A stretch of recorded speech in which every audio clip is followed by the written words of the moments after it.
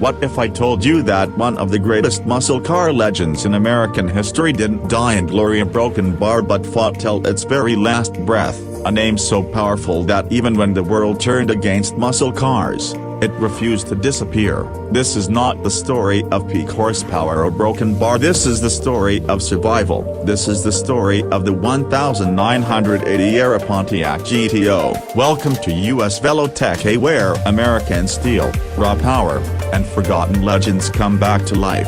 This channel isn't about hype, it's about truth, history, and machines that shape generations. If you respect legacy, speed, and mechanical courage, US VeloTech is your home. The Pontiac GTO is an American muscle car icon, born in the United States with one purpose: domination through raw power. By 1980, the world had changed. Emission laws, fuel prices, and rising insurance costs had almost killed muscle cars, but the GTO name still carried weight, still carried fear, and still represented rebellion against limitation. The 1980 Pontiac GTO represents the final echo of a legend, the era when muscle cars were forced to adapt or disappear. It was no longer about insane horsepower numbers. It was about keeping the muscle soul alive in a hostile world. The original GTO had already rewritten history in the 1960s, but by the late 1970s,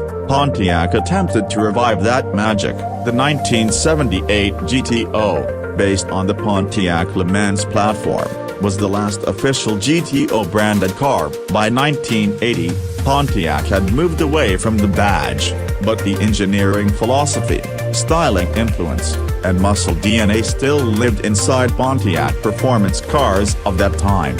This era tells a powerful story. Engineers were no longer free, they were restricted. Engines were choked by regulations, yet Pontiac tried to deliver performance within limits, a true test of engineering intelligence rather than brute force. Under the hood, late 70s to 1980s era Pontiac performance cars used V8 engines ranging from 301 to 350 cubic inches. Horsepower numbers had dropped dramatically compared to the golden age, averaging around 150 to 200 horsepower, but torque delivery remained strong, keeping the driving experience aggressive and satisfying. Top speeds reached around 110 miles per hour, with 0 to 60 times hovering near 9 seconds. On paper, it looked weak. On the road, it still felt like a muscle car, heavy, loud, and demanding respect. The weight of these cars ranged between 1,500 to 1,700 kilograms. Built with solid American steel, they didn't rely on lightweight tricks. No armor was needed, the body itself was tough.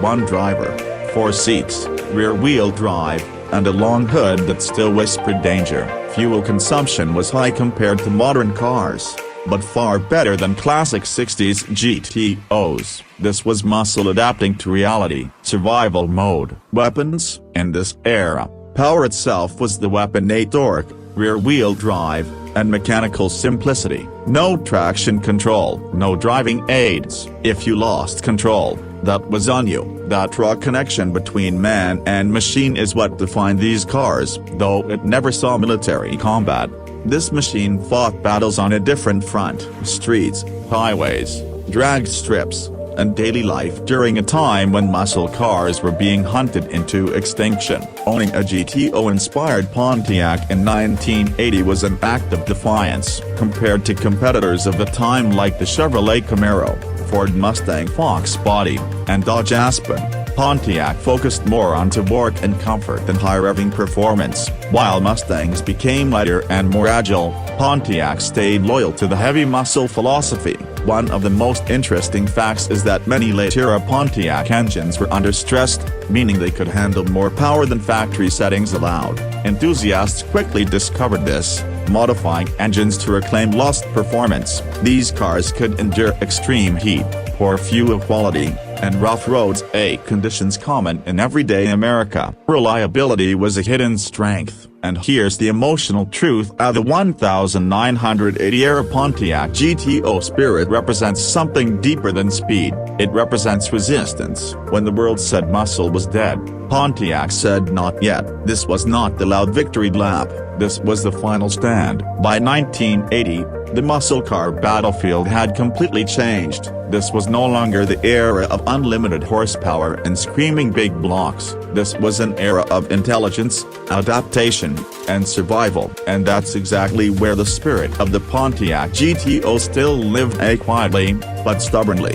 When you compare the 1980-era Pontiac performance cars carrying GTO DNA with earlier legends like the 1969 GTO Judge, the difference is shocking. Horsepower numbers were nearly cut in half, acceleration was slower, but what remained untouched was character. The long hood, the rear-wheel drive layout, the deep engine note tell reminders that this car came from a bloodline of dominance. Against rivals like the Fox body Mustang of the early 1980s, Pontiac felt heavier and less agile, but more planted.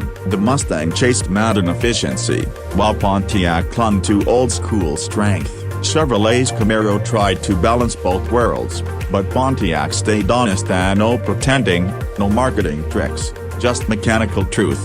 One rarely discussed fact is that many engines from this era were intentionally restricted. Smog equipment, conservative tuning, and low compression ratios kept numbers down, but enthusiasts quickly learned how to unlock hidden power. Simple upgrades like carburetor swaps, exhaust improvements, and ignition tuning transformed these cars. Beneath the limits, the muscle still existed. Another hidden strength was durability. These engines were not pushed to their limits from the factory, which made them incredibly reliable. Many of these cars survived decades of daily use, harsh climates, and poor maintenance. Say something modern high-strung engines often struggle with.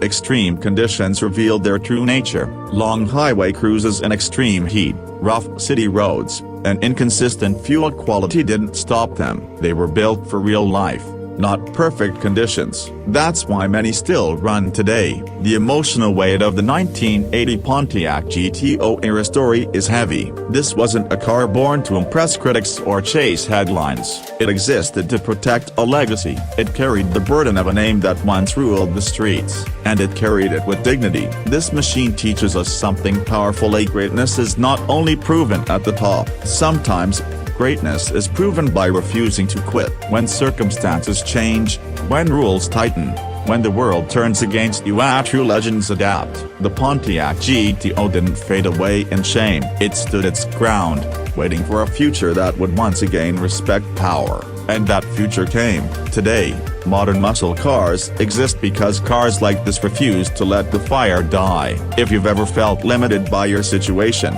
remember this story. Remember that even when stripped of strength, identity matters, purpose matters, and legacy never disappears at weights. The 1980 Pontiac GTO era reminds us that power is not always loud. Sometimes it's silent endurance, sometimes it's survival, and sometimes it's simply refusing to surrender. If this story moved you, support the mission of US VeloTech. Like this video to keep legends alive. Subscribe for real automotive history without filters. Share this with those who understand what muscle truly means. And comment below: do you believe the GTO ever truly died?